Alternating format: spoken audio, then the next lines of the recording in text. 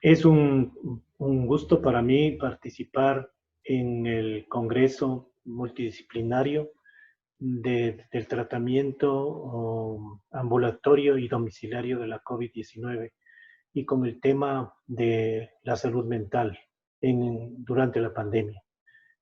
Tengo que comenzar diciendo una definición básica que hoy se está manejando a nivel de los investigadores y de los científicos en torno a la COVID-19, que nos hablan más bien de que se constituye en una sindemia.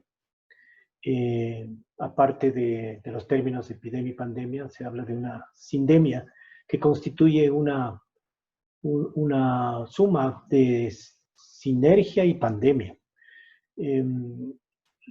La ubican así ahora los investigadores. ¿Por qué?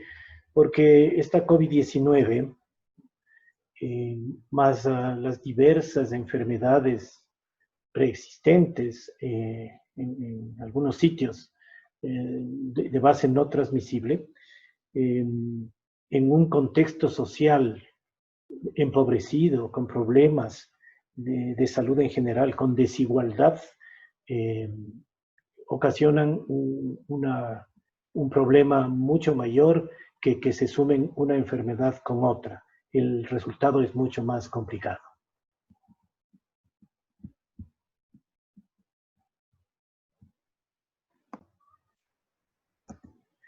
En este sentido, tenemos que hablar de los efectos principales o globales en la población y que todo el mundo ya lo conoce, ¿no? Primero, es una amenaza permanente a la salud de toda la población, ¿no?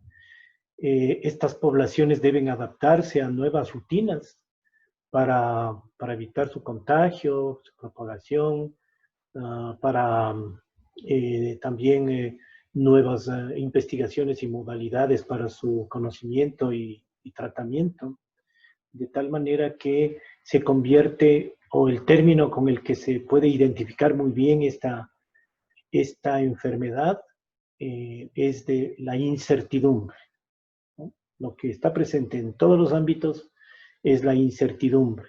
Es decir, ¿hasta cuándo dura? ¿Qué pasará? ¿Disminuirá el problema? Etcétera. Son las preguntas permanentes que están dentro de la incertidumbre de la población. La resultante fundamental de esta, o la primera, es la tensión psicológica. La tensión psicológica causada por el estrés de la incertidumbre, que se suma a todas las demás exigencias de la vida diaria. Entonces, estos efectos globales de los que estamos hablando y producidas por el estrés obtienen o provocan unas respuestas del organismo, también en forma natural. Nosotros tenemos la capacidad de afrontamiento del estrés. Las diferencias individuales nos pueden dar una respuesta más fácil o más complicada en la adaptación al estrés, pero tenemos una capacidad de respuesta. En cuanto a la salud mental, ¿cuáles son esas respuestas? Pues la presencia de la preocupación y el miedo como mecanismos de defensa que nos pueden advertir hacia la huida, la evitación, etc. Cambios en los hábitos, como el sueño, por ejemplo, también es una respuesta ante el estrés, la dificultad para concentrarse, los agravamientos o empeoramientos de problemas de salud preexistentes, las afectaciones en general en las condiciones de salud mental, es decir, esto se convierte en un estrés permanente, en un estrés adicional permanente, y nos lleva a optar conductas que a lo mejor antes no eran habituales. Una de ellas es, para calmarse, entre comillas, la población, o ciertos grupos de población incluso recurren al uso del alcohol y otras sustancias.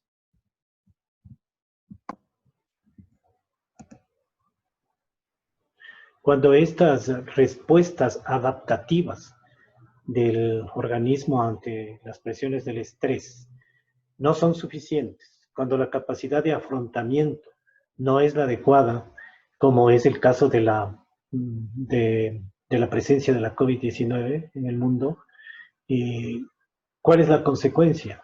Probable o muy probable es ya la presentación de disfunciones, de problemas psicosociales que antes, más bien el incremento de ellos, o la presentación directa de cuadros ya de trastornos mentales. Allí tendremos que hablar de esos trastornos mentales que probablemente los vayamos encontrando, los estamos encontrando y que probablemente van a seguir en aumento.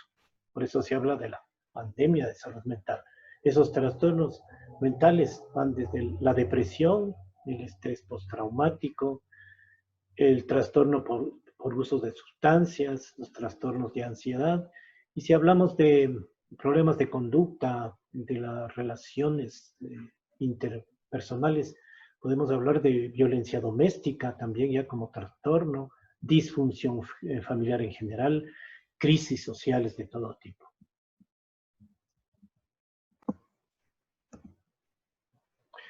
Entonces, con estos antecedentes y el desencadenamiento de los problemas sociales que todos ya conocemos mundialmente, tenemos que afrontar además, ¿no?, ese tipo de problemas.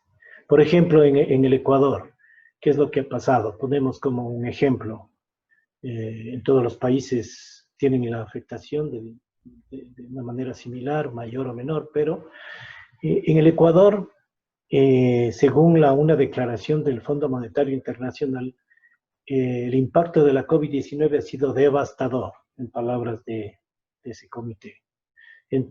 Entre marzo y junio, más de 200.000 personas perdieron su empleo, según el Ministerio de Trabajo del Ecuador. Sigo hablando. Entonces, esto entra dentro de la evaluación para determinar el impacto en la salud mental, como vamos viendo. Todo lo que vamos viendo se suma para configurar este gran impacto, que es lo que tenemos que evaluar. Entonces, ¿cuáles son las consecuencias sociales graves y comunes? El aumento desmesurado del trabajo informal, el incremento del trabajo infantil, el notorio crecimiento de la delincuencia y problemas sociales de ese tipo, y la proliferación de los habitantes de calles, de los desamparados, en medio de todo el problema del impacto de la COVID-19.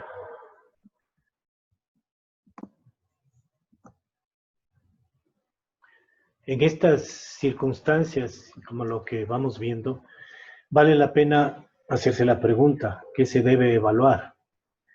Y la respuesta es, se debe evaluar todo lo que se presenta, todo lo que se conoce y todo lo que se va conociendo y entendiendo sobre el impacto sobre la salud mental. Pero esto es un trabajo arduo, o representa un trabajo arduo y permanente. ¿De qué? De los equipos de salud, de los de la primera línea y de todos los demás, de los equipos médicos, ¿sí? Y compete a toda la sociedad, a los individuos y a los grupos humanos.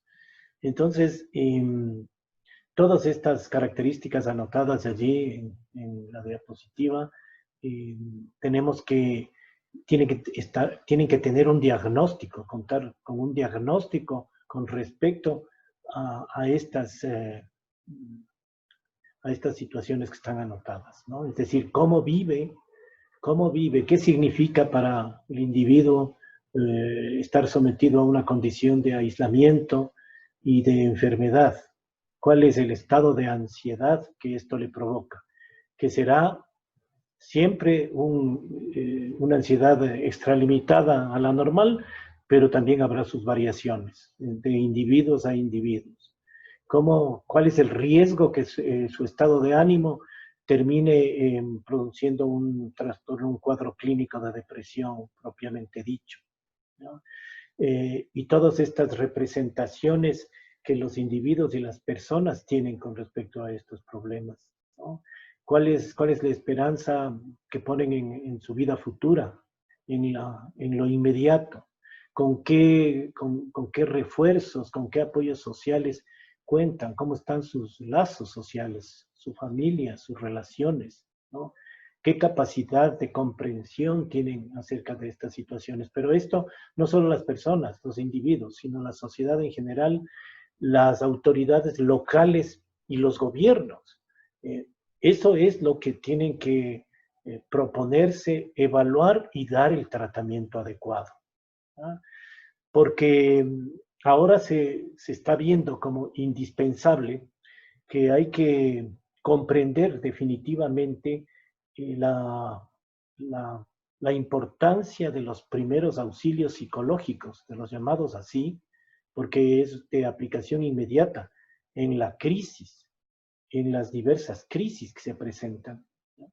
Y poner atención en la salud mental desde la prevención. O sea que estamos en una situación de vida que a la vez que estamos tratando, tenemos que prevenir, ¿no? Al mismo tiempo, porque es la manera de evitar mayor desgracia, mayor número de muertes, mayor número de pérdidas.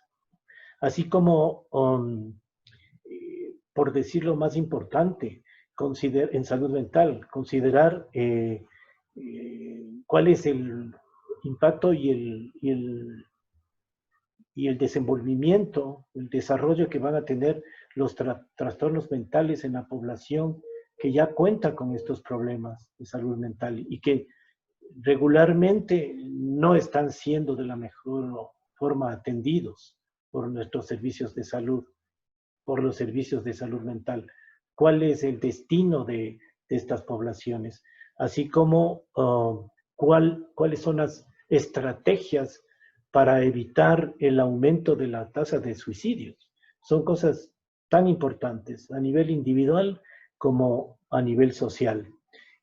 Así como también nos pone frente a frente a la necesidad de, de abordar los efectos psicológicos, sociales, y ahora se conocen cada vez más los efectos neurológicos y los procesos neurocientíficos en desarrollo a propósito de la COVID-19.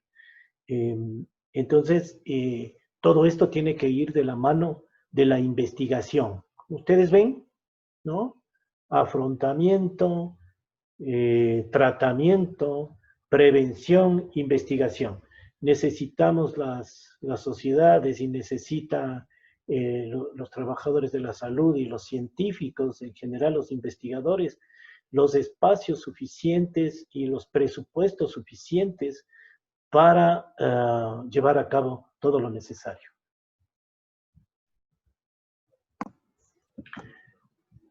Si hablamos del impacto en la salud mental de esta pandemia, deberíamos poder responder a estas preguntas planteadas o debemos hacer todos el esfuerzo de responder a estas preguntas planteadas allí. Todos hemos comprobado, los que trabajamos en salud mental, que siempre teníamos razón, que la atención en salud mental y que la provisión de servicios de salud mental siempre fue deficiente en las poblaciones, siempre fue escasa y la atención de las autoridades a la salud mental siempre fue insuficiente. Pues ahora está comprobado, ahora tenemos las pruebas de esos reclamos anteriores. Que es cómo nos sentimos los trabajadores de la salud mental. Nos sentimos desprovistos de las herramientas necesarias para hacer frente al impacto social de la pandemia en salud mental. Y nos ha tocado improvisar estrategias, es decir, por ejemplo, las prácticas de la atención por llamadas o por videollamadas, las hemos tenido que hacer, aunque nunca hemos aprendido, nunca hemos practicado y nunca nadie nos ha capacitado en eso. Sin embargo, se tuvieron que implementar obligatoriamente. Pero siempre pensando en que nuestro trabajo va a ser insuficiente ante la demanda de la población. ¿Qué es lo que sigue? ¿Cuál es la idea que sigue? La que está planteada en la tercera pregunta. ¿Será hoy que se producirán las suficientes reformas en la planificación de la administración de salud mental en las poblaciones? Ya no hay excusas. Tenemos que reforzar los sistemas de salud en general y dedicar atención especial a la salud mental. En ese sentido, tenemos que decir o expresar que hay que ampliar el tratamiento en medio de la crisis, como ya lo indiqué hace un momento. Es decir, ¿qué es lo que ha sucedido? Que médicos y personal de salud no especializados en temas de salud mental han tenido que improvisarse para eso, por un lado, y por otro lado, ¿no? Y por otro lado, los médicos que trabajamos en salud mental o el personal de salud mental también ha tenido que adaptarse a atender todas las situaciones que enfrentan los pacientes en crisis en cuanto a la presencia de la enfermedad. Me refiero a que psiquiatras, psicólogos han sido encargados en algunos centros de salud a atender la COVID en general, a aplicar las estrategias que se van aprendiendo, poniendo en práctica cada vez, también por los que no habíamos estado preparados para ellos. Todo esto tiene que irse superando. También se ha visto que la provisión y el reabastecimiento de los medicamentos, de lo cual también se ha sufrido en muchos establecimientos de salud, ahora más que nunca. Entonces, tiene que poner interés en esto, en el reabastecimiento, la provisión de los suficientes medicamentos esenciales de especialidades y también los psicofármacos, que siempre también los habíamos reclamado. Estas y otras estrategias o estos y otros razonamientos tratan de contestar o de abarcar estos planteamientos que el impacto de la pandemia nos ha hecho.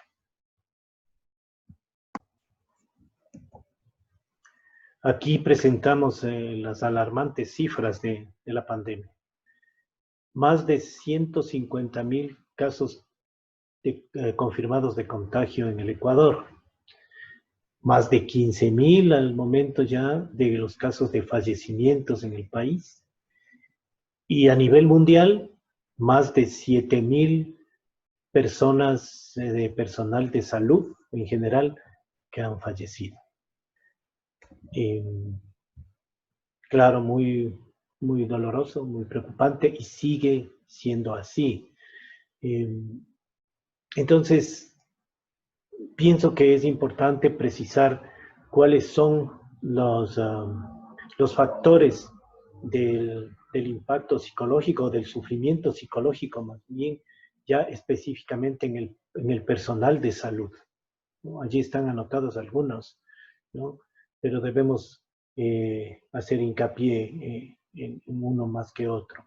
Al principio, al menos en nuestro país, en el Ecuador, inmediatamente nos dimos cuenta de que no teníamos el equipamiento necesario, las camas necesarias las camas de los servicios de cuidados intensivos necesarias, ni los equipos, ni los respiradores para ello, ¿no?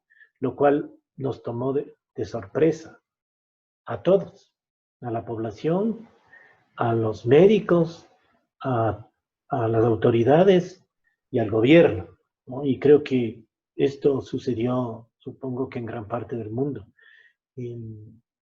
Eso fue un estallido, en realidad, de una alarma que sacudió la conciencia social, ¿no?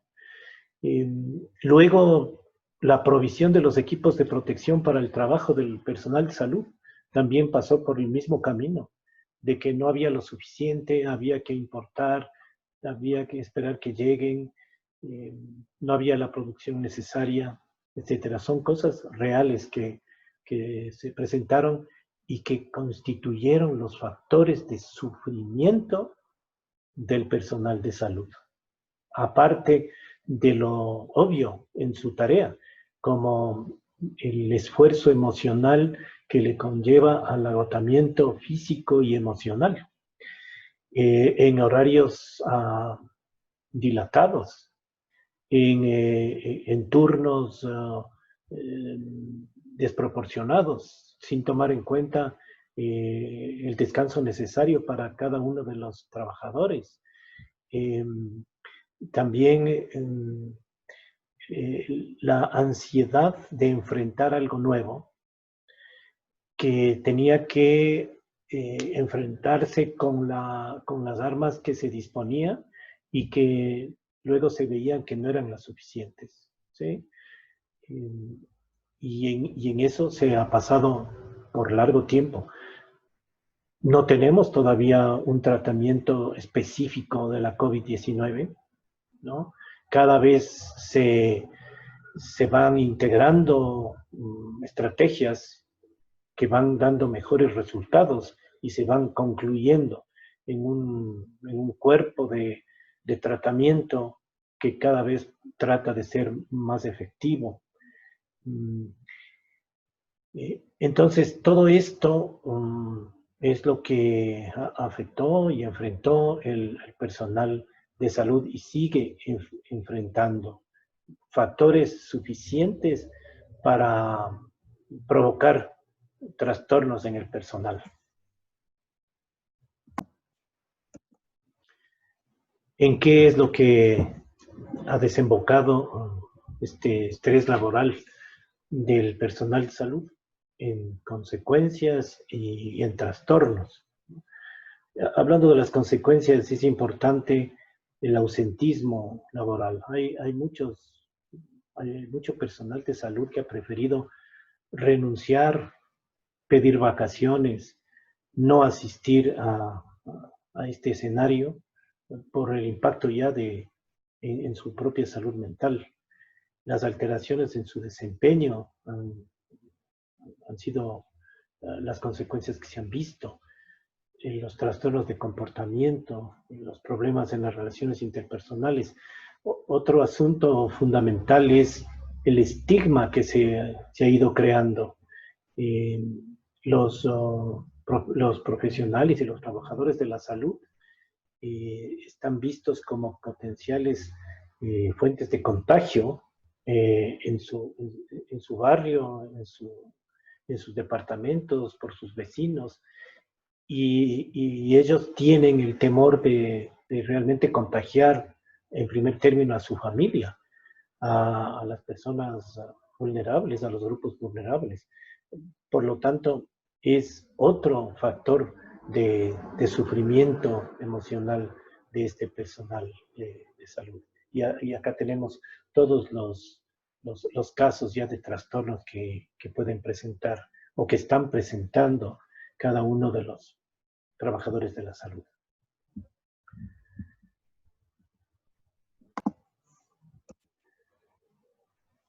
Es entonces obligatorio establecer estrategias para el cuidado de la salud mental. Hoy más que nunca, pero que son acciones que deben permanecer en el desempeño de la salud mental, ¿no? Por ejemplo, el autocuidado. El autocuidado que se refiere a promover la salud y a prevenir los problemas en la sociedad, en la familia, con, con hábitos saludables. Como básico, el acompañamiento psicosocial, que se refiere a la protección y el restablecimiento de prácticas saludables en comunidad, ¿no? Son estrategias que deben permanecer siempre vigentes. Los primeros auxilios psicológicos, ya cuando los problemas se presentan de una manera más intensa, ¿no? Es decir, la capacitación para poder entender y manejar las situaciones críticas de una manera más conveniente, más racional, con el apoyo de gente especializada. No se digan los grupos de autocuidado, en donde las comunidades se reúnen para crear las condiciones para de conservar las mejores prácticas de convivencia saludable. Y estas mismas estrategias son adaptadas para el personal de la salud, el personal que atiende la salud en general, ¿no? En donde en forma horizontal y solidaria en los centros de salud, en las instituciones, en los hospitales, hay un apoyo mutuo para hacer menos pesada la carga, la colaboración de unos con otros, el apoyo permanente en todo momento. Estas son estrategias para el cuidado de la salud mental, en las cuales debemos capacitarnos, poner en práctica. Si es que no se han llevado a cabo sistemáticamente, pues ahora con las nuevas, con los nuevos problemas que ha afectado la salud en general, y no se diga la salud mental, tienen que estar vigentes, ponerse en práctica en todo momento, en toda institución, y debe ser acciones sabidas y puestas en práctica de manera profesional por todos los profesionales de salud en general, no se diga por los profesionales de la salud mental. Porque tenemos que saber algo que suena como a sentencia, ¿no? Y es que los expertos que están evaluando, estudiando el impacto de la COVID-19 y todas sus consecuencias, nos dicen que no habrá un regreso a la normalidad. Todo el tiempo estamos escuchando que va a haber una nueva normalidad. Todavía no está totalmente en vigencia esa nueva normalidad. Creo que estamos en un periodo de transición también en medio del sufrimiento de la pandemia, también estamos conociendo y reconociendo nuevas prácticas que seguramente, y nuevas conductas que seguramente formarán parte de la llamada nueva normalidad.